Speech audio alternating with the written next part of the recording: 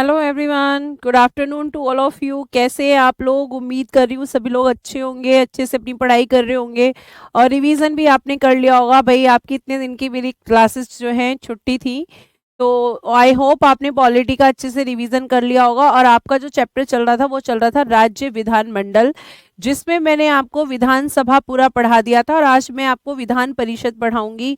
शोपाल जाट जी, जितने भी बच्चे हैं सभी एक बार जुड़ जाएंगे। शोपाल, रामेश्वर, गोविंद, दुर्गेश, शिवेंद्र, अवनीश, हरविलास, अभिनय, अंकित, आप सभी को मेरी तरफ से गुड आफ्टरनून, नमस्ते, राधे राधे। प्यारे प्यारे से बच्चों, आप सभी लाइव आ जाइए ताकि हम इस सेशन को स्टार्ट कर सकें और सेशन से फटाफट जुड़ जाइए। और मैं आपको पढ़ाऊंगी आज विधान परिषद, ठीक है। मैं आपको पढ़ाऊंगी लेजिस्लेटिव काउंसिल। लास्ट क्लास में मैंने आपको खत्म कराया था विधानसभा। विधानसभा में मैंने अध्यक्ष, उपाध्यक्ष, अध्यक्ष के कार्य, उपाध्यक्ष के कार्य, ये सब मैंने आपको बता दिया था, ठीक है। ये सारी चीजें मैंने आपको लास्ट क्लास में कराई थी बेटा। और आज हम पढ़ने वाले हैं राज्य विधान परिषद। विधान परिषद के बारे में आपको मैंने एक आर्टिकल पहले ही पढ़ा दिया था जिसका नाम है आर्टिकल 169, ठीक है। ये मैंने आपको बता दिया था। मैम आपको क्या हुआ है? बेटा मेरे को ना सर्वाइकल की दिक्कत हो गई है, सर्वाइकल मेरा बहुत ज़्यादा बढ़ गया है, इस वजह से मेरे बैक में बहुत ज़्यादा पेन था, लेकिन अभी मैं पहले से बहुत बेटर हूँ। आपकी क्लास में आराम से ले सकती हूँ, अब मुझे कोई दिक्कत इतनी ज़्यादा नहीं है, ठीक है। तो आप लोग अपनी पढ़ाई पे ध्यान देंगे, ठीक है। अगर मुझे दिक्कत होती तो मैं अभी भी क्लास नहीं ले रही होती। अभी ये जो मेरी जो दिक्कत है ये कम हो गई है, इसलिए मैं आपके सामने हूँ, आपकी क्लास ले रही हूँ और हम लोग अच्छे से चीज़ों को करेंगे, ठीक है। तो आज हम विधान परिषद के बारे में जानेंगे कि विधान परिषद का जो गठन होता है वो कैसे होता है। और इससे रिलेटेड मैंने आपको एक आर्टिकल पढ़ाया था, आर्टिकल 169, ठीक है।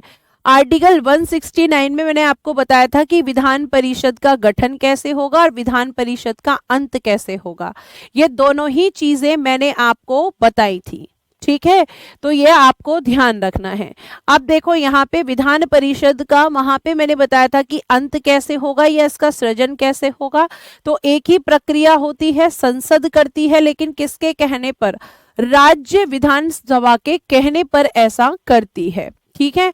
तो अब हम क्या देखेंगे? हम देखेंगे आज विधान परिषद का गठन। भैया कैसे कैसे गठन होता है? तो गठन हमेशा मैंने आपको बताया किसी भी हाउस के गठन की अगर हम बात करते हैं तो उसके सदस्यों के साथ ही होता है। कैसे होता है? उसके सदस्यों के साथ ही होता है, ठीक है। ये आपको ध्यान रखना है। अब देखना, ध्यान से मेरी बात सुनना। यहाँ पे जब हम बात करते हैं विधान परिषद की और इसके गठन की, तो पहले तो आप एक हेडिंग डालेंगे, क्योंकि मैं लिख के जरूर बताऊंगी भाई, बच्चों को लिखकर ही समझ में आता है। विधान परिषद, तो जब बेटा हम इसकी बात करते हैं तो इसको बोला जाता है लेजिस्लेटिव काउंसिल। क्या बोला जाता है इसको? लेजिस्लेटिव काउंसिल, विधान परिषद इसको बोला जाता है। और विधान परिषद की अगर हम बात करते हैं तो विधान परिषद का आपको क्या पढ़ना है? विधान परिषद का गठन, कि भाई ये फॉर्म्ड कैसे होती है, और ये बात कही गई है आर्टिकल 171 में।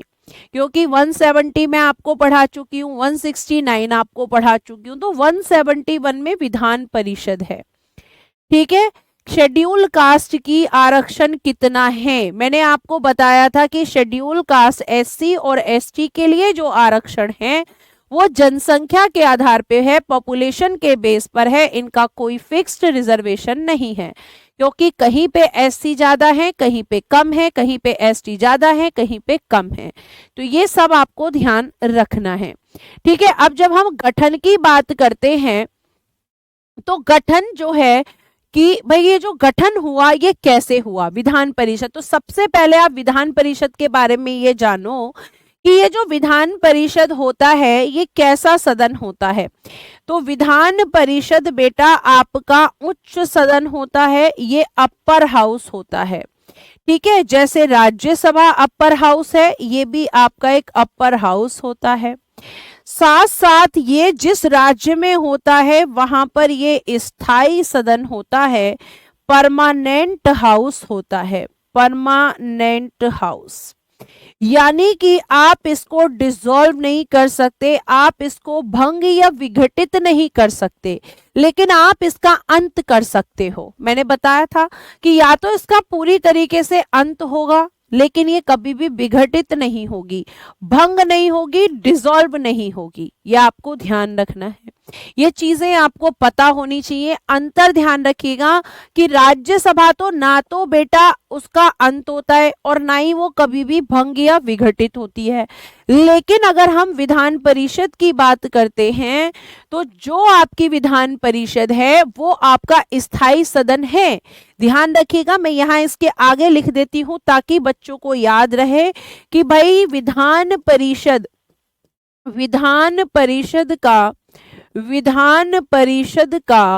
परिषद का अंत किया जा सकता है। अंत यानी कि एंड, इसको आप खत्म कर सकते हो। विधान परिषद का अंत किया जा सकता है, लेकिन विधान परिषद का अंत किया जा सकता है, लेकिन इसे विघटित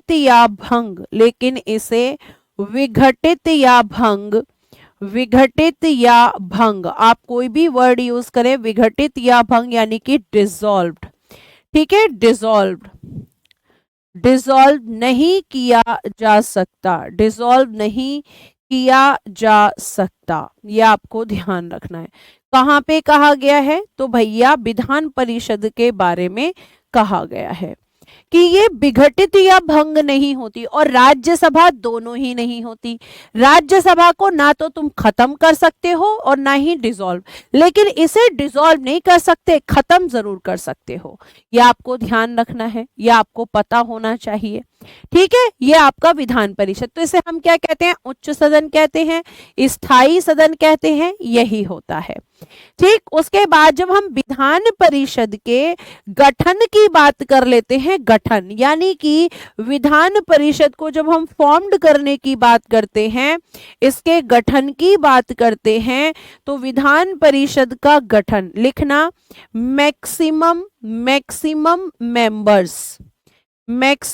मेंबर्स यानी कि अधिकतम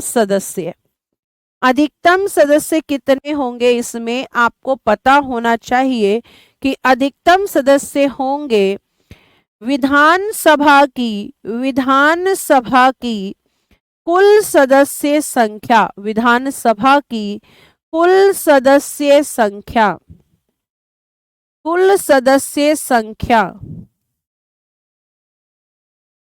ठीक है। यानी लिखेंगे टोटल मेंबर्स ऑफ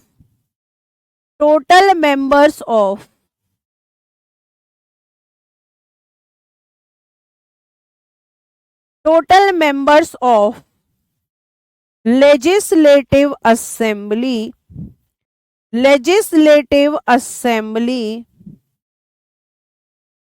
into 1/3। यानी अगर किसी राज्य की विधान परिषद की अगर हम बात करें, मैम आपको क्या हुआ है, गले में क्या हो गया है? बेटा मेरे गले में कुछ नहीं हुआ है, मेरे को सर्वाइकल की दिक्कत हुई है।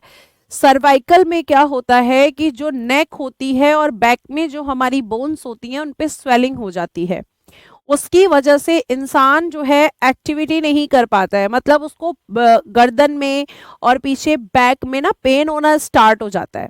तो वो मेरा बहुत ज़्यादा बढ़ गया है, इसलिए डॉक्टर ने बोला है कि आप क्या करो, ऐसा ये इसको कहते हैं हम सर्वाइकल कॉलर, तो ये पहन के आप चीज़ों को कर सकते हो। पहले मेरी ये स्थिति भी नहीं थी कि मैं आपको ये पहन के भी पढ़ा सकूं, लेकिन अब मेरी स्थिति पहले से बहुत बेटर है। आप सभी ने मेरे लिए बहुत प्रे किए हैं, उसके लिए आपका बहुत बहुत धन्यवाद। डेली बच्चों के मैसेज आते थे कि मैम आप कैसी हैं, आपकी तबीयत कैसी है, तो मैं अब पहले से बेटर हूँ, और भी मैं बेटर जल्दी हो जाऊंगी जब मैं डेली आपके साथ बातें करूंगी, क्योंकि जब मैं आपको नहीं पढ़ा रही थी ना तो मुझे अच्छा नहीं लग रहा था, मुझे ये लग रहा था कि मेरी लाइफ से कुछ मिस हो गया है ना। जितना आप शायद आपने मिस किया हो, नहीं किया हो पता नहीं, लेकिन मैंने बहुत मिस किया आपको, ठीक है। तो अब मैं ठीक हूं, आप इसको देख के घबराइए मत, ये सिर्फ मेरी प्रोटेक्शन के लिए कि मेरी नेक अगर इधर उधर मूव कर रही है तो उससे फिर दिक्कत ना हो, और कोई बात नहीं है, ठीक है, और कोई बहुत बड़ी चीज नहीं हुई है, मैं बिल्कुल ठीक हूँ, फिट हूँ, इसीलिए आपके सामने हूँ। ठीक है, मैं बिल्कुल ठीक हो जाऊंगी, थोड़े दिन की और बात है, फिर ये भी हट जाएगा, फिर एकदम नॉर्मल होके हम लोग पढ़ाई करेंगे और आपके देखो कंटेंट में अभी भी कमी नहीं आएगी, है ना। आप इस चीज से बेफिक्र रहें कि मैम हमें कहीं गलत कंटेंट ना दे दें, ऐसा कभी नहीं हो सकता। अगर मैं नहीं पढ़ा पाती तो अब भी आपके सामने नहीं आती, अब क्योंकि मैं पढ़ा सकती हूँ इसलिए आपके सामने हूँ। ठीक है, तो अब आप लोग पढ़ लेंगे और अपना जो है मुस्कुराहट के साथ क्लास को लेंगे। ठीक है, आगे देखिए यहाँ पर।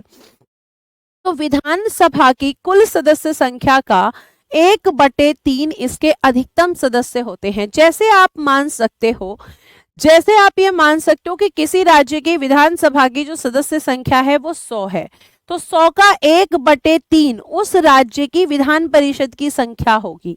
ये आपको बताया था मैंने। ठीक है, रिकॉर्डेड लेक्चर बिल्कुल नहीं है सत्यम, कैसी बातें कर रहे हो। चलिए अब ध्यान से सुनिएगा। तो विधानसभा की कुल सदस्य संख्या का कितना होगा बेटा, 1/3 होगा। ठीक है, ये आपको ध्यान रखना है। चलो अब ध्यान से सुनो, अब देखना है यहाँ पे भी इस तरह की कुछ बातें कही है। अच्छा, और चीज और लिख लें हम कि मैम मैक्सिमम मेंबर इतने होंगे तो मिनिमम मेंबर्स कितने होते हैं, मिनिमम मेंबर्स यानी कि न्यूनतम सदस्य। क्या लिखेंगे, न्यूनतम सदस्य, मिनिमम मेंबर्स। तो न्यूनतम सदस्य की जब हम बात करेंगे बच्चा तो ये होंगे 40। कितने हो जाएंगे, 40 हो जाएंगे मिनिमम मेंबर्स। ठीक है, ये आपको ध्यान रखना है। सिलेबस कब तक खत्म होगा, जल्दी खत्म करेंगे प्यारे बच्चे, लेकिन सिलेबस खत्म होने से ज्यादा अच्छा हमें क्या पूछना चाहिए कि हमारा कंटेंट अच्छा होना चाहिए। हम पॉलिटी ऐसा पढ़ ले ताकि हमें फिर दोबारा पढ़ने की जरूरत ना पड़े। तो सिलेबस खत्म होने पे ज्यादा फोकस नहीं करना है, सिलेबस में कंटेंट क्या मिल रहा है आपको उस पर फोकस करना है। ठीक है, मैंने भी आप लोग को बहुत मिस किया है, miss you so much everyone. चलिए, तो ये आपके न्यूनतम सदस्य, न्यूनतम कितने होंगे 40, और मैक्सिमम कितने होंगे, जो उस स्टेट की लेजिस्लेटिव असेंबली के टोटल नंबर ऑफ मेंबर्स होंगे उनका 1/3। जो भी हो, जैसे यूपी में 400, आपका 403 है तो 403 का निकाल दो 1/3, तो वो मैक्सिमम होगा। कम हो सकता है, उससे कम हो सकता है, लेकिन ज्यादा नहीं हो सकता। जो भी 1/3 निकल कर आएगा उससे आपको ध्यान रखना है कि उससे कम तो हो सकता है लेकिन उससे ज्यादा नहीं हो सकता। आपको बताया था। अब एक बार यहां स्लाइड पे और पढ़ लो। अनुच्छेद 171 विधान परिषदों की रचना या गठन के बारे में है। इसमें कहा गया है कि किसी राज्य में विधान परिषद के सदस्यों की कुल संख्या उस राज्य की, देखो ये क्या लिखा है, राज्य की विधानसभा सदस्यों की कुल संख्या के 1/3। मैंने आपको इसी चीज को शॉर्ट में करके दे दिया है ना, 1/3 से अधिक नहीं होगी। किंतु किसी विधान परिषद के सदस्यों की कुल संख्या किसी भी दशा में 40 से कम नहीं होगी। उत्तर प्रदेश की विधान परिषद में सर्वाधिक यानी कि 100 सदस्य हैं और द्वितीय स्थान पर महाराष्ट्र में 78 सदस्य हैं।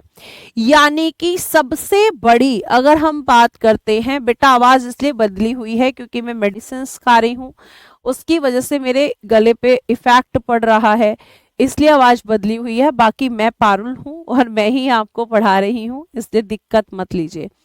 ठीक है, तो ये आपको ध्यान रखना है प्यारे बच्चे कि सबसे बड़ी विधान परिषद किसकी है, यूपी की है। और मैंने आपको ये पहले भी बताया था। पॉइंट्स में देखो मैंने यहाँ लिख के दिखा दिया है। जो बच्चे कह रहे हैं मैम पॉइंट्स में लिख दो, पॉइंट्स में ये लिखा हुआ है, हाथ से लिखा हुआ आपको मैं हमेशा देती हूँ कंटेंट। ठीक है, यही बात वहां लिखी थी, यही बात मैंने आपको यहाँ लिख के। अब अगली स्लाइड क्या कहती है, अगली स्लाइड हमें बता रही है सदस्यों का निर्वाचन, कि भाई विधान परिषद के जो इलेक्शन होते हैं वो कैसे होंगे, ये आपको ध्यान रखिए।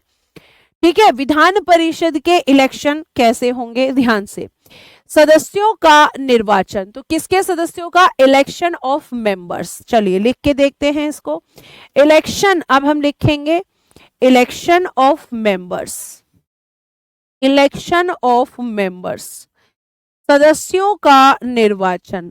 ठीक है, सदस्यों का निर्वाचन। सबसे पहले कुछ पॉइंट्स लिखेंगे कि भाई इलेक्शन कैसा होता है। तो पहला पॉइंट आप लिखेंगे कि इसमें इनडायरेक्ट इलेक्शन होता है। इनडायरेक्ट इलेक्शन यानी कि अप्रत्यक्ष निर्वाचन, इनडायरेक्ट इलेक्शन अप्रत्यक्ष निर्वाचन, ठीक है। अप्रत्यक्ष निर्वाचन, निर्वाचन कौन कराता है? तो election conduct by election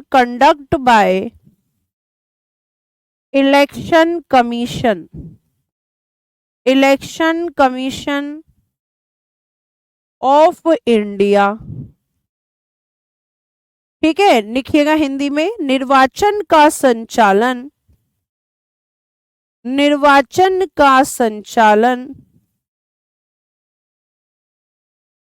Bharat का निर्वाचन आयोग कराता है।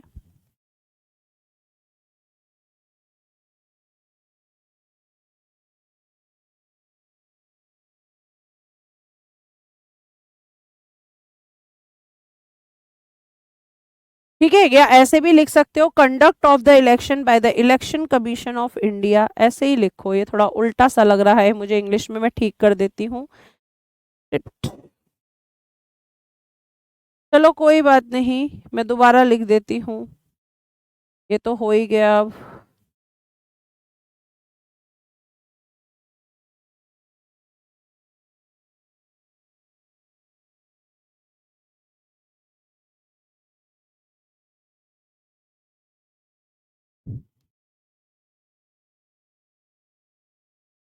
कोई बात नहीं, दोबारा लिख देती हूँ मैं, ठीक है। ये रहना जरूरी है, मैं इस स्लाइड पे लिखूंगी नहीं, अगली स्लाइड पे लिखूंगी, ठीक है। चलो अगली स्लाइड ऐड करो, लिखो इनडायरेक्ट इलेक्शन होगा अप्रत्यक्ष निर्वाचन,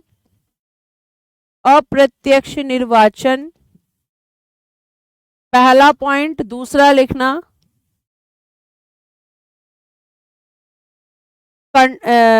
conduct of the election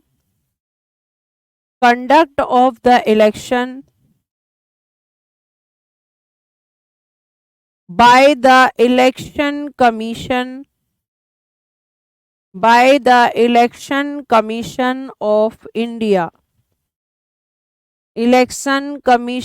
of India, ठीक है। निर्वाचन का संचालन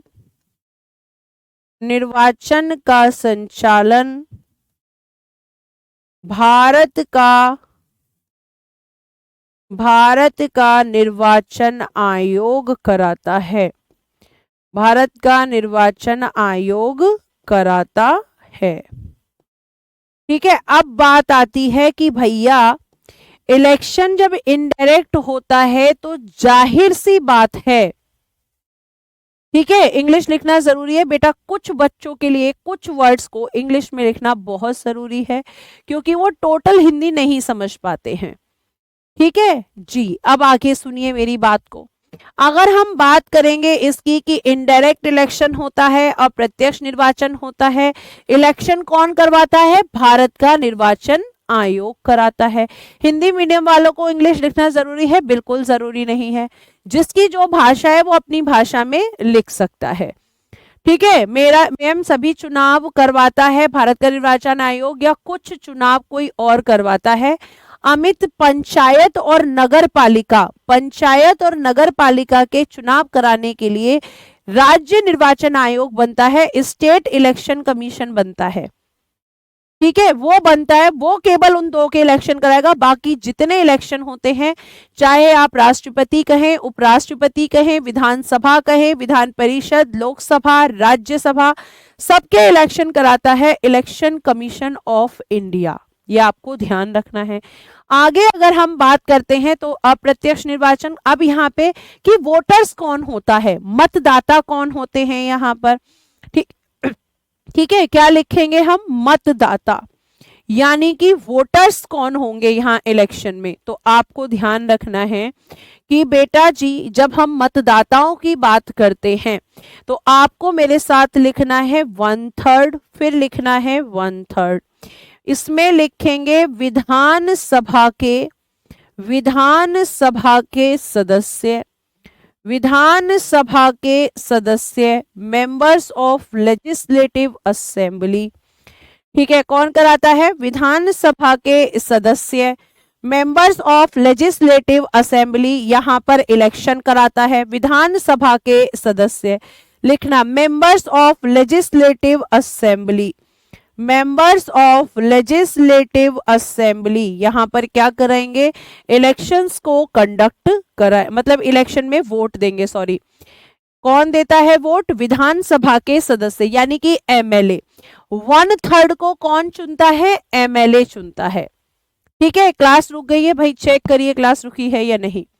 ठीक है, विधानसभा के सदस्य जो हैं उनको, विधानसभा के सदस्य जो हैं वो 1/3 को चुनते हैं। जैसे अभी आपने पढ़ा, मैं यहाँ पे लिख के बताती हूँ एग्जाम्पल। जैसे एग्जाम्पल में आपने पढ़ा कि यूपी की जो विधान परिषद है, यूपी की विधान परिषद, इस यूपी की विधान परिषद में आपने अभी पढ़ा कितने सदस्य हैं? 100 सदस्य।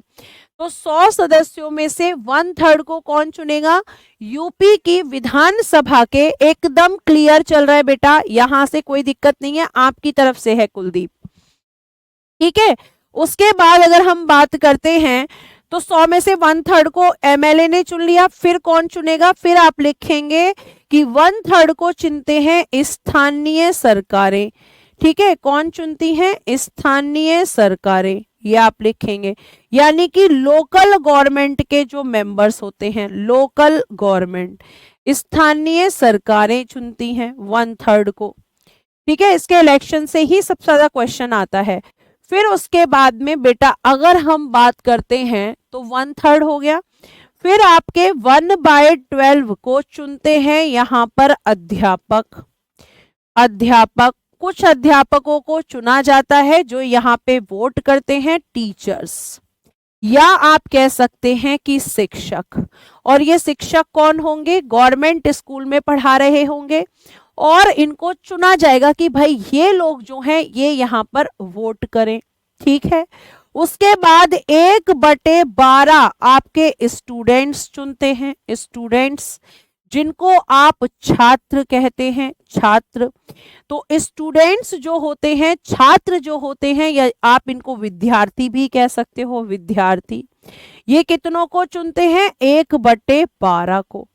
और फिर बेटा आपके यहाँ पर 1/12 के बाद हम बात करते हैं तो 1/6 जो सदस्य होते हैं, 1/6 सदस्यों को राज्यपाल द्वारा मनोनीत, राज्यपाल द्वारा मनोनीत, राज्यपाल द्वारा मनोनीत, यानी कि 1/6 मेंबर, 1/6 members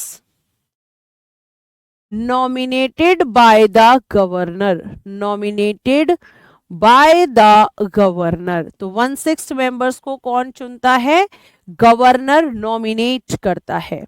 और बाकी यहाँ पे इलेक्शन में और कौन कौन है? तो एमएलए, दूसरे आपके स्थानीय सरकारों के सदस्य, उसके बाद अध्यापक, वो अध्यापक जिनको इसके लिए चुना जाएगा जो गवर्नमेंट स्कूल में टीचर्स होंगे, और स्टूडेंट्स जो कि ग्रेजुएट होंगे, ये भी लिख लेना, जो कैसे होंगे? जिनके जो स्नातक कर चुके होंगे, जो ग्रेजुएट होंगे, वो स्टूडेंट्स यहाँ पर वोट करेंगे। और 1/6 की अगर हम बात करते हैं, मैम आप 10 की जगह 12 कर दी है, कहाँ 10 लिखना है? 10 कहीं नहीं लिखना है, 12 ही लिखना है अल्पा। 10 कहीं नहीं लिखना है, 10 तो लिखना ही नहीं है, 10 तो होता ही नहीं है। ठीक है, प्रैक्टिस सेट यूट्यूब पे चल रहा है बेटा, मैं प्रैक्टिस कराती हूँ डेली। मतलब अभी जब से मेरी तबीयत खराब हुई थी तब से तो सर करा रहे थे, लेकिन वो प्रैक्टिस सेट आपका 4 बजे से स्टार्ट होता है। स्थानीय सरकारों में आपकी पंचायत आ जाती है, नगर पालिकाएं आ जाती हैं, और भी कई सारी चीजें आ जाती हैं। ठीक है, आगे देखिए यहाँ पर। उसके बाद ये 1/6 जो मेंबर्स होते हैं, ये नॉमिनेट होते हैं, तो इनका क्षेत्र क्या होता है? ये किस एरिया से आते हैं नॉमिनेट होकर? जैसे बेटा आपने पढ़ा था राज्यसभा में, जो राज्यसभा होती है उस राज्यसभा की अगर हम बात करें तो राज्यसभा में मैंने आपको बताया था कि आपके 12 सदस्य मनोनीत होते हैं। उन्हें कौन कर रहा था? उन्हें कर रहे थे मैम राष्ट्रपति। यहाँ कौन कर रहा है? राज्यपाल। मैम किसको चुनते हैं? मैम पोस्ट क्या रहती है? विधान परिषद के सदस्यों को। बेटा आप पढ़ क्या रहे हो? इलेक्शन किसका पढ़ रहे हो? सदस्यों का निर्वाचन किसके सदस्य? अरे भैया एमएलसी। एमएलसी को कौन चुनता है? ठीक है, एमएलसी जो होते हैं, प्रैक्टिकली ही बता रही हूं कि एमएलसी जो होते हैं, जैसे मैंने आपको ये बताया कि यूपी जो है, यूपी की जो विधान परिषद है, इस यूपी की विधान परिषद को अगर हम लेते हैं तो यूपी की विधान परिषद में 100 सदस्य हैं। कितने हैं बेटा? 100। अब इस 100 में से 1/3 को एमएलए चुनेंगे, 1/3 को स्थानीय सरकारों के लोग चुनेंगे, 1/12 को टीचर्स चुनेंगे, 1/12 को स्टूडेंट और 1/6 इसमें से नॉमिनेट होंगे। बस ये करना है। 100 का 1/3 ये करेंगे, 1/3 आपके एमएलए, 1/3 आपके लोकल गवर्नमेंट के मेंबर्स, 1/12 आपके टीचर्स, 1/12 स्टूडेंट और 1/6 नॉमिनेट। इस तरीके से इलेक्शन होता है। एक एमएलसी को चुनने में किस किस का हाथ होता है? विधान परिषद में किसको चुनना है? एमएलसी को, मेंबर ऑफ लेजिस्लेटिव काउंसिल को। इनडायरेक्ट इलेक्शन होगा तो जनता तो वोट करेगी नहीं, तो एमएलए वोट करते हैं, पंचायत और नगर पालिकाओं के सदस्य वोट करते हैं, स्टूडेंट्स, शिक्षक और आपके 1/6 जो होते हैं वो आपके राज्यपाल उनको मनोनीत करते हैं। आपको सिर्फ इतना ही याद रखना है कि इनके इलेक्शन में कौन कितने मेंबर्स को इलेक्ट करता है। आपको पूरा याद रखने की जरूरत नहीं कि भैया कहाँ से टीचर्स आएंगे, कहाँ से स्टूडेंट आएंगे। आपसे केवल पूछेगा कि 1/3 सदस्यों को कौन कौन चुनता है, 1/12 को कौन कौन चुनता है, कितने नॉमिनेट होते हैं, तो केवल 1/6 नॉमिनेट होते हैं। ठीक है, 1/6 क्या होते हैं? नॉमिनेट होते हैं। और यही मैं आपको लिखवा रही हूं कि 1/6 मेंबर्स जो होते हैं ये नॉमिनेट होते हैं। अब ये किस क्षेत्र से आते हैं? जैसे वहां पर भी क्षेत्र बताए थे, तो इनका क्षेत्र क्या क्या रहेगा? मैम कला रहेगा, साहित्य रहेगा, वहां पे भी बताया था, कला, साहित्य, विज्ञान रहेगा, समाज सेवा रहेगा। अब यहाँ पे एक डिफरेंस आपको देखने के लिए मिलेगा, कला, साहित्य, विज्ञान, समाज सेवा और हम बात करेंगे सहकारी आंदोलन। यहां से भी लोग आते हैं, सहकारी आंदोलन, कोऑपरेटिव मूवमेंट्स, ये इसमें अलग है। राज्यसभा में ये वाला फील्ड नहीं था। ठीक है, तो आप इंग्लिश में लिखिएगा, आर्ट वाले एरिया से आते हैं, लिटरेचर वाले एरिया से आते हैं, लिटरेचर, साइंस वाले एरिया से आते हैं, सोशल सर्विस से आते हैं, जो समाज के लिए अच्छे काम करते हैं, सहकारी आंदोलन, कोऑपरेटिव मूवमेंट्स के लोग, जो कोऑपरेटिव आंदोलन, कोऑपरेटिव मूवमेंट्स के लिए जिन्होंने आवाज उठाई है वो लोग आते हैं। तो ये आपके इनके क्षेत्र होते हैं। ठीक है, ये आपको ध्यान रखना है। जहां से क्वेश्चंस बनते हैं वो ये हैं इनके इलेक्शन कौन कराता है। तो आपको मैंने इनका इलेक्शन बताया, आपको समझ में आया है? आपको समझ में आ गया? जल्दी से बताइए, थम्स अप कीजिएगा कि इलेक्शन कौन कराता है, इलेक्शन कैसे होते हैं, इलेक्शन में मतदान कौन करता है। और आपको मैं पहले ही बता चुकी हूं कि विधान परिषद केवल 6 राज्यों में है। कितने राज्यों में है? 6 में है। ये मैंने आपको बताया था।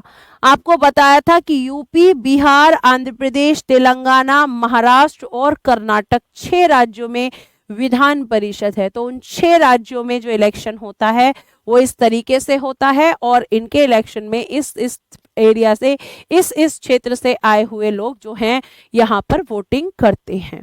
ठीक है, और ये इतने आपके नॉमिनेट होते हैं। ठीक है, ये आपको ध्यान रखना है। आगे अब हम देखेंगे कि यहाँ पे सदस्यों की अर्हताएं यानी कि क्वालिफिकेशन ऑफ मेंबर्स, योग्यता क्या होनी चाहिए अगर आप एमएलसी बनना चाहते हो। पहले ही पढ़ाई हुई है जब मैंने बोला था कि एमएलए और एमएलसी की जो योग्यताएं होती हैं वो एक ही होती हैं, एक ही होती हैं, और सिर्फ अंतर कहाँ पे आता है, आयु में। केवल अंतर कहाँ आता है, आयु में आता है। सचिन, अगर आपको नहीं आ रहा है इसका मतलब आपने पीछे से चीजों को नहीं पढ़ा है। बेटा प्लीज आप लोग चीजों को अच्छे से पढ़िए, वरना बहुत दिक्कत होने वाली है। अगर आप रिवीजन नहीं करेंगे, पहले से नहीं देखेंगे, तो आपको ध्यान रखना है कि आप हमेशा कंफ्यूज रहेंगे। ठीक है, आगे देखिएगा। हाँ जी, प्रैक्टिस होती है प्रिंस कुमार जी। चलिए ध्यान से सुनिए। मैं आपको पहले ही बता चुकी हूं कि संविधान के आर्टिकल 173 के अनुसार किसी व्यक्ति को विधान परिषद का सदस्य निर्वाचित होने के लिए भारत का नागरिक यानी कि सिटीजन ऑफ इंडिया होना चाहिए। सिटीजन ऑफ इंडिया, भारत का नागरिक, 30 वर्ष की आयु पूरी कर चुका हो, यानी कि जो मिनिमम एज है, मिनिमम एज वो 30 होनी चाहिए, 30 इयर्स, ये मैं ऑलरेडी बता चुकी हूं। उसके बाद ऐसी अन्य अर्हताएं रखता हो जो संसद द्वारा निर्मित किसी विधि द्वारा विहित की गई हो। जैसे, और क्या जोड़ सकते हैं हम, और जोड़ सकते हैं कि वो पागल ना हो। ठीक है, डू नॉट अनसाउंड माइंड लिख दीजिएगा, do not unsound mind, unsound mind, पागल नहीं होना चाहिए। और क्या ना हो बेटा, दिवालिया ना हो मैम, दिवालिया ना हो। Do not insolvent, do not insolvent, जो बच्चे स्टार्टिंग से क्लास कर रहे हैं उनको तो ऐसा लग रहा होगा कि सब रिवीजन हो रहा है। ठीक है, ये आपको ध्यान रखना है, दिवालिया ना हो। उसके बाद आपको ध्यान रखना है, पागल ना हो, दिवालिया ना हो, लाभ के पद पर ना हो, लाभ के पद पर ना हो। Do not hold office of the profit, do not hold office of the profit, office of the profit, लाभ के पद पर ना हो। ठीक है, और क्या नहीं किया हो, और मैम किसी भी अपराध के लिए, किसी भी अपराध के लिए 2 वर्ष या उससे अधिक, या उससे अधिक की सजा न मिली हो, की सजा न मिली हो। मतलब कोई ऐसा क्राइम न किया हो जिसमें आपको 2 साल या 2 साल से ज्यादा की आपको सजा मिले। ठीक है, यह आपको ध्यान रखना है। और क्या बताया था, और मैम आपने बताया था कि दल बदल कानून लागू ना हो। बच्चे आगे आगे बोल रहे हैं, दल बदल कानून लागू ना हो, कानून लागू ना हो। Do not implement anti-defection law, do not implement anti-defection law, anti-defection law, ये सब मैंने पहले ही बताया हुआ है। सारी चीजें बेटा रिवाइज हो रही हैं, है ना। बिल्कुल ऐसा ही लगेगा कि रिवीजन हो रहा है, क्योंकि ये सब आप पढ़ चुके हो। मैं आपको कई कई बार पढ़ा चुकी हूं ये सारी चीजें। मैम ये तो पहले ही बता चुकी हैं। जी बेटा बता चुकी हूं, लेकिन कुछ बच्चों को अभी तक चीजें समझ नहीं आ रही हैं, तो उन बच्चों के लिए फिर से लिखना पड़ता है चीजों को। तो ये आपकी क्या हो गई, ये सारी की सारी मैम यहाँ पे योग्यताएं हो गई। और फिर आपको बताना है कि अगर हम बात करें, सारे बच्चे बताएंगे, अगर मैं यहाँ पे लिख दूं कि इनकी अयोग्यताएं, अगर कोई हमसे अयोग्यताएं पूछने लग जाए, अगर कोई हमसे डिस्क्वालिफिकेशंस पूछने लग जाए, तो हम क्या क्या लिख देंगे डिस्क्वालिफिकेशंस में, मैम इनका उल्टा कर देंगे। क्वालिफिकेशंस का उल्टा ही क्या हो जाएगा, डिस्क्वालिफिकेशन। और मैंने आपको बताया है कि एमपी या एमएलए बनने से पहले डिसीजन कौन करेगा, हाँ भारत का नागरिक ना हो, है ना। बहुत बढ़िया, पहला डिस्क्वालिफिकेशन भारत का नागरिक ना हो, भारत का नागरिक ना हो, मतलब इसको अपोजिट कर देना है। दूसरा, न्यूनतम आयु पूरी ना हो, न्यूनतम आयु पूरी ना हो, ठीक है, न्यूनतम आयु पूरी ना हो।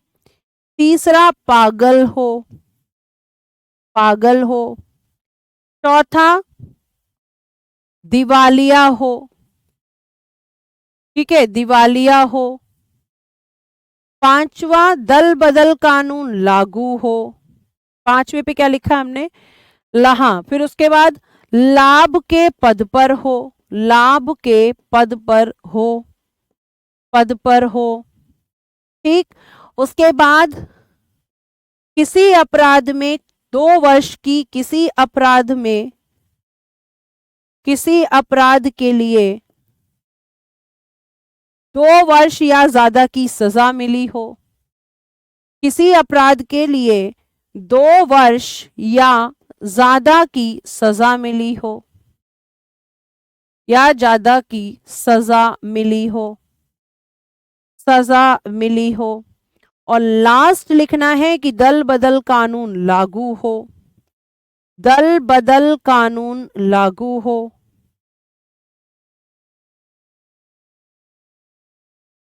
ये सब क्या है, ये सब डिस्क्वालिफिकेशंस हैं। हमने आपको पहले भी बता रखा है कई बार कि आपको अपोजिट करना है, ये आपको ध्यान रखना है, ठीक है। ये सारी इनकी क्वालिफिकेशंस होती हैं, ये सब इनकी योग्यताएं होती हैं, और फिर ये इनकी अयोग्यताएं होती हैं जिसका उल्टा आपको करना है, ठीक है, ये आपको ध्यान रखना है। हाँ जी, ठीक है, ये सारी आपकी डिस्क्वालिफिकेशन। और फिर डिस्क्वालिफिकेशन का क्वेश्चन वाला भी देख लो एक बार, अब आप बताएंगे, मैं नहीं बताऊंगी। अगर किसी पर भी डिस्क्वालिफिकेशन, ऐसे लिखेंगे अयोग्यता का प्रश्न, अयोग्यता का प्रश्न, यानी कि क्वेश्चन ऑफ डिस्क्वालिफिकेशन, क्या लिखेंगे, question of disqualification, question of disqualification.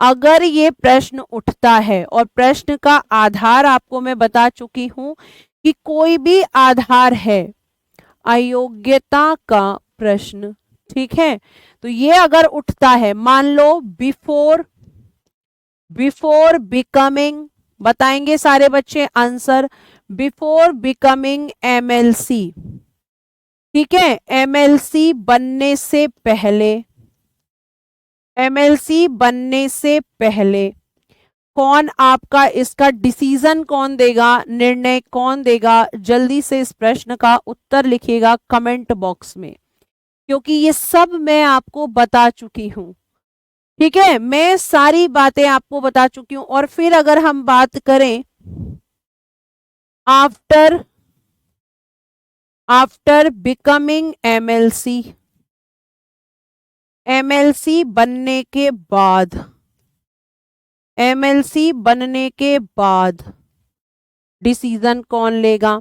और अगर ये क्वेश्चन आपका डिस्क्वालिफिकेशन का जो आधार है, इसका जो ग्राउंड है, अगर वो आपका एंटी डिफेक्शन लॉ है, आधार है एंटी डिफेक्शन लॉ, दल बदल कानून, एंटी डिफेक्शन लॉ, दल बदल कानून, अगर ये आधार है तो फिर डिसीजन कौन लेगा। देखते हैं बच्चों ने क्या क्या आंसर्स किए हैं। पहला लिखा है मैम कोर्ट, बहुत बढ़िया, कोई भी कोर्ट कर सकता है, कोर्ट यानी कि न्यायालय, ठीक है, सुप्रीम कोर्ट या हाई कोर्ट कोई भी कर सकता है।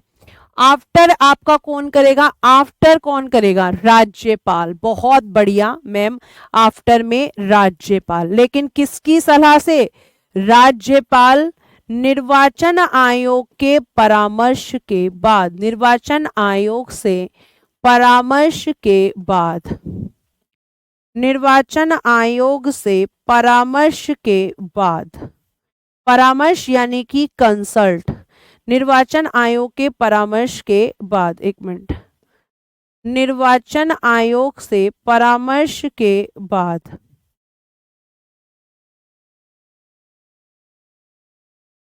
ठीक है, निर्वाचन आयोग से परामर्श के बाद राज्यपाल। और यहाँ कौन करेगा, एंटी डिफेक्शन लॉ में कौन करेगा बेटा, ये भी बता दो। अच्छा, इसकी इंग्लिश लिख लो, डिसीजन, डिसीजन कौन लेगा? Decision by the governor, by the governor but after consult of, but after consult of election commission, but after consult of election commission. चलो बताओ जल्दी से, एंटी डिफेक्शन लॉ के आधार पे कौन करेगा? यहाँ अध्यक्ष करेंगे या सभापति करेंगे? मुझे ये जानना है आप लोगों से कि यहाँ अध्यक्ष करेगा या सभापति करेगा, बताओ जल्दी से। अध्यक्ष करेगा या सभापति?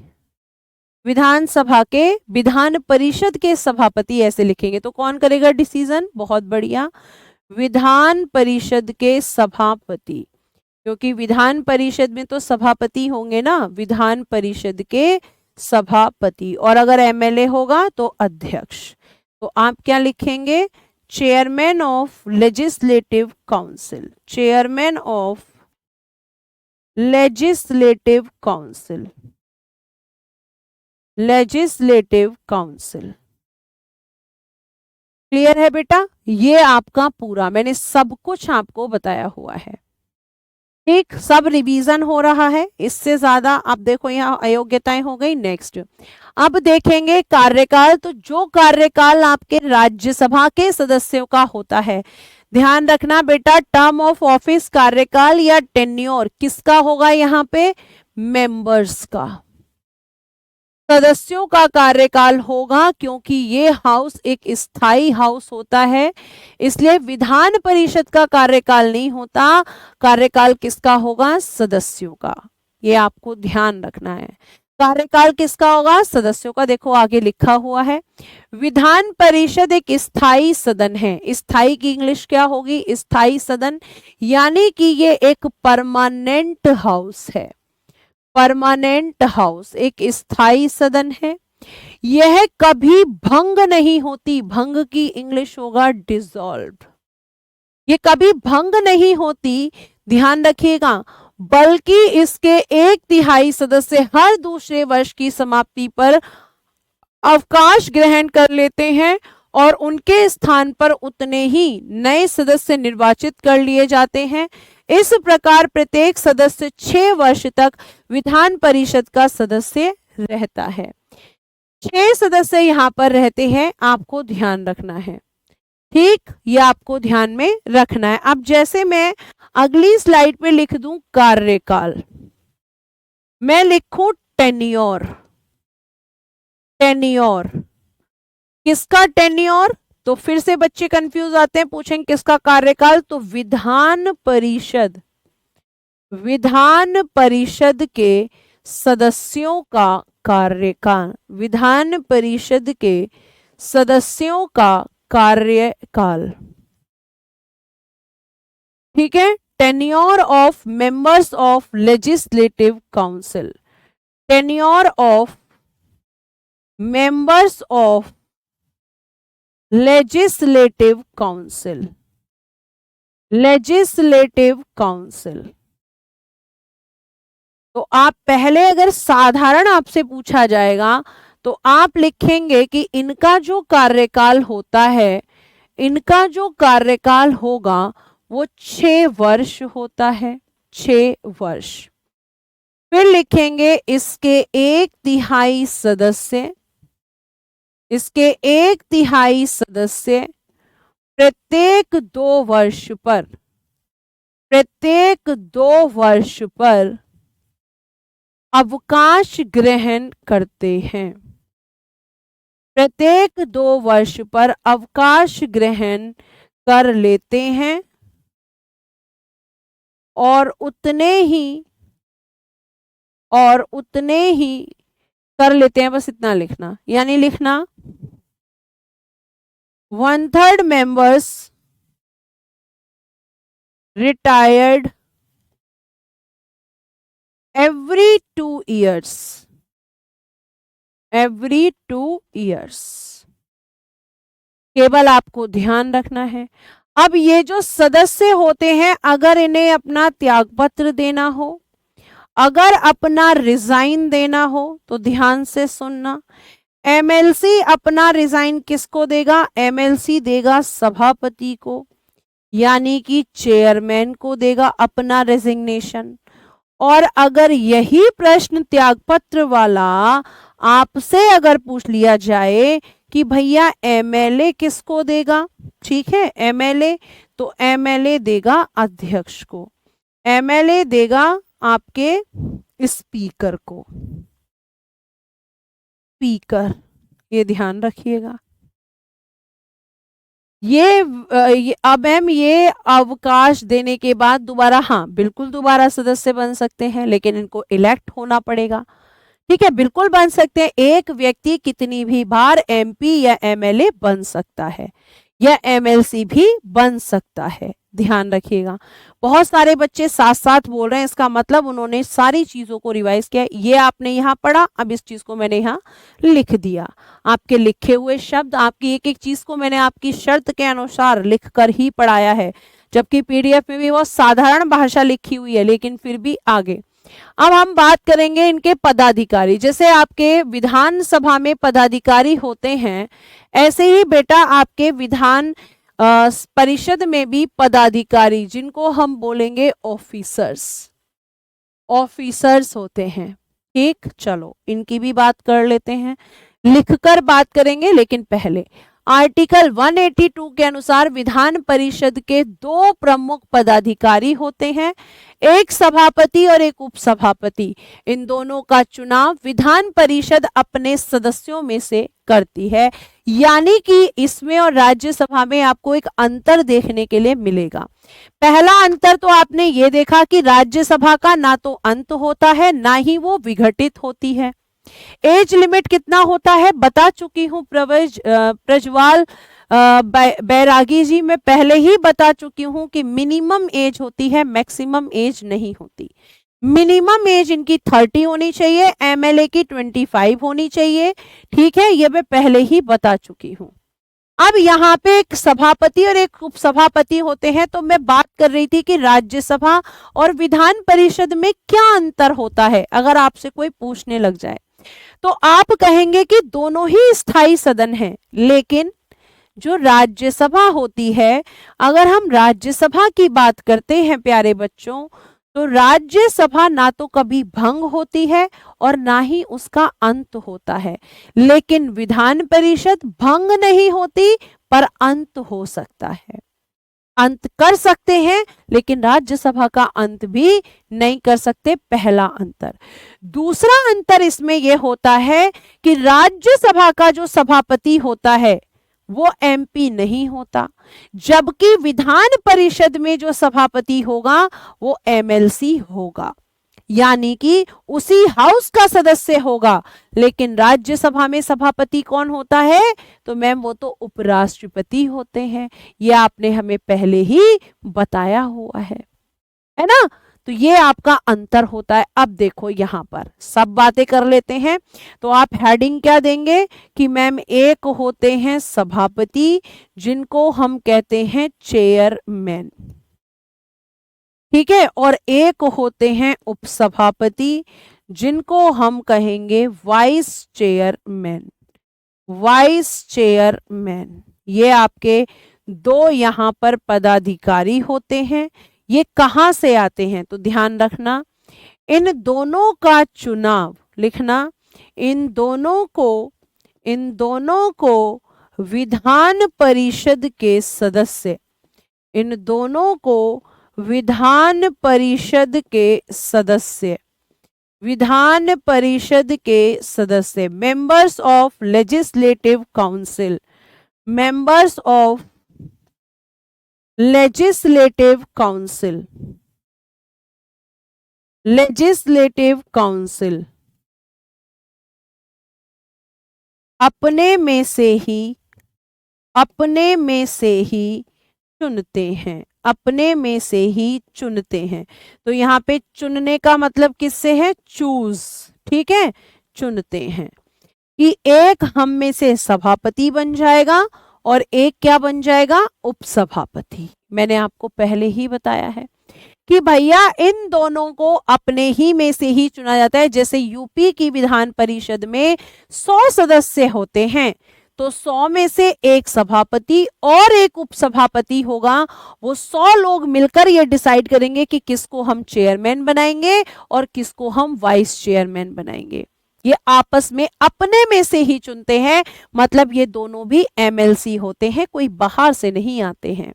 लेकिन राज्यसभा में उपसभापति तो सदन का सदस्य होता है, लेकिन सभापति सदन का सदस्य नहीं होता। लेकिन यहां पर दोनों ही सदन के सदस्य हैं। फिर बात आती है कि इन दोनों में से अगर बात करें त्याग पत्र की, अगला अंतर है, देख ध्यान से सुनना। त्याग पत्र यानी कि रेजिग्नेशन, रेजिग्नेशन किसको देते हैं ये अपना, तो आप लिखेंगे कि सभापति किसको देंगे, तो आप लिखेंगे सभापति उपसभापति को देते हैं, सभापति उपसभापति को, ठीक है, सभापति उपसभापति को। और बेटा उपसभापति, उपसभापति किसको देंगे, उपसभापति सभापति को। तो ये ध्यान रखना, उपसभापति किसको देंगे, सभापति को। इस तरीके से हम कह सकते हैं कि ये दोनों आपस में अपना जो डेजिग्नेशन है उसको एक्सचेंज करते हैं, है ना। लेकिन वहां पे क्या था, वहां पे सभापति त्यागपत्र किसको दे रहे हैं, राष्ट्रपति को, और उपसभापति किसको दे रहे हैं, सभापति को। लेकिन यहां पर मैम आपस में देंगे, लेकिन राज्यसभा में आपस में नहीं देते। अंतर देखते जाना, दोनों हाउस में जो मैं बता रही हूं उनको नोट करते रहना साथ साथ कि मैम ये अंतर बता रही है, हमें बस वही अंतर पे आपको फोकस करना है, वहीं से एग्जामिनर क्वेश्चंस बनाता है, ठीक। फिर हम बात करते हैं यहाँ पर कार्यकाल की, कि भैया इनका कार्यकाल कितना होता है दोनों का। तो जाहिर सी बात है, दोनों एमएलसी हैं तो इनका दोनों का ही कार्यकाल 6 वर्ष होगा। लेकिन राज्यसभा में क्या हो रहा था बेटा, सभापति का कार्यकाल 5 वर्ष और आपके उपसभापति का कार्यकाल 6 वर्ष। लेकिन यहां दोनों का 6 वर्ष, क्योंकि दोनों ही सदन के सदस्य हैं। मैम ये दोनों लोग मतदान कर सकते हैं, बिल्कुल कर सकते हैं हरीशचंद्र जी, आ रही हूं। वो सारी चीजें आपको बताऊंगी कि मतदान कौन सा करते हैं। मैंने आपको बताया है कि सभापति या अध्यक्ष हमेशा कास्टिंग वोट करते हैं, निर्णायक मत देते हैं, ठीक है, ठीक है। तो कार्यकाल कितना होगा बेटा इनका, 6 वर्ष होगा। अब हम बात करते हैं कि अगर हम इनके कार्य की बात करें तो पहले उपसभापति के कार्य, उपसभापति के कार्य, फंक्शन ऑफ वाइस चेयरमैन, ठीक है, function of vice chairman, of vice chairman, उपसभापति के कार्य, है ना।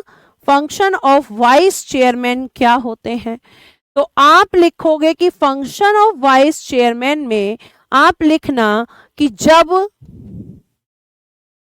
सभापति किसी कारण से अनुपस्थित हो, अनुपस्थित यानी कि एब्सेंट, अनुपस्थित हो, या उनका पद रिक्त हो, रिक्त यानी कि वैकेंट, तब उपसभापति